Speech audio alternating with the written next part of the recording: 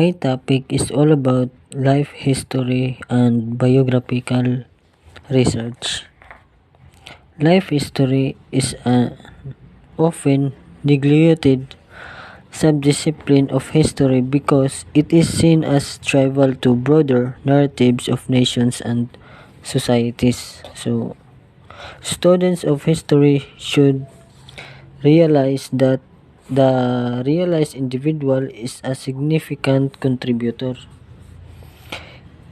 Individuals make up societies, and individual actions can cause large-scale social change.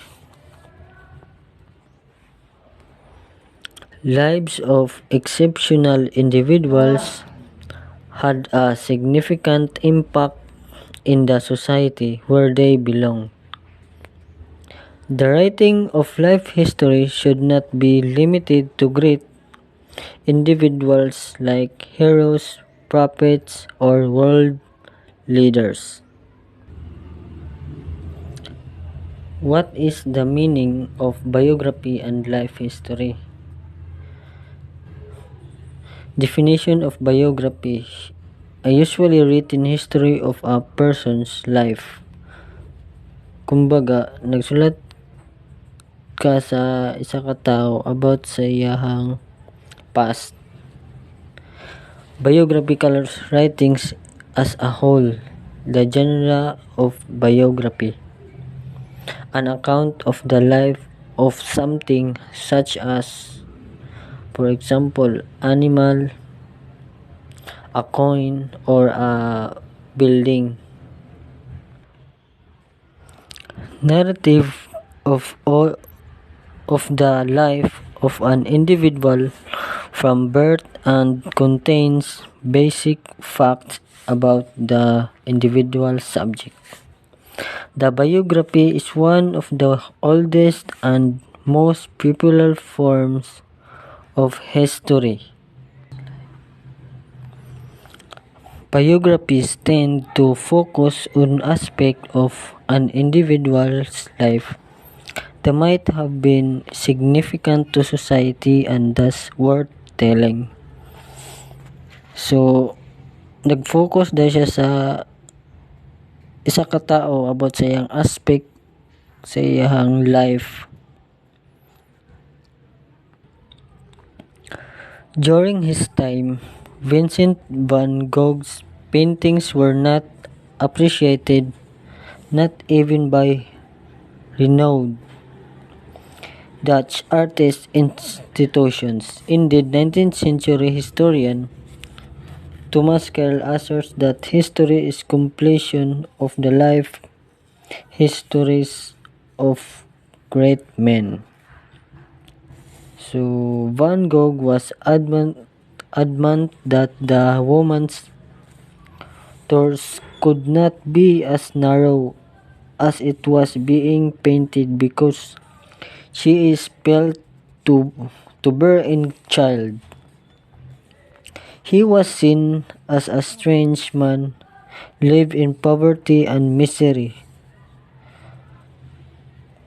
Si Vincent van Gogh is isa siya ka strange man. Nagpuyo siya sa poverty and misery.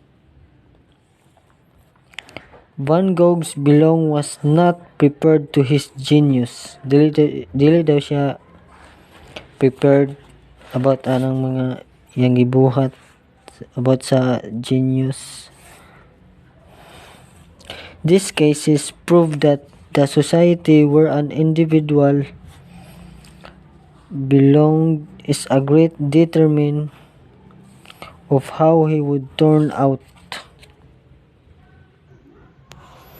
Biography is a microcosm of a more extensive history of a particular period and society.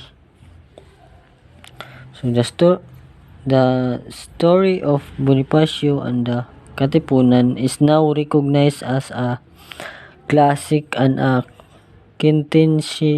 quintessential work on Philippine Revolution, which also ushered in a new era in Philippine historiography.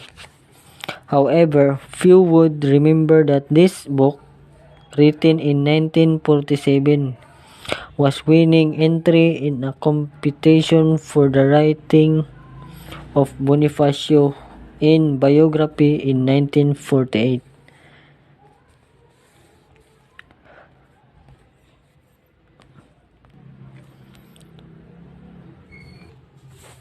The Journey of Edgar Jobson and the First Quarter Storm Generation.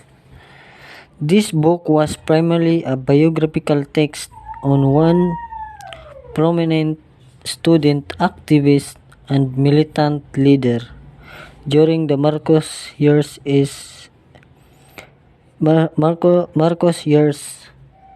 Si Edgar Jobson ang A People of Power. Ang biographies are people of power and influence, which is mga taong may kapangyarihan at impluensya. Si Edgar Jobson daw is mo siya ang leader sa activist militant katong Marcos years pa, tong president pa si Marcos. Writing life histories. In simplest terms, autobiographies are biographies of a person written by oneself.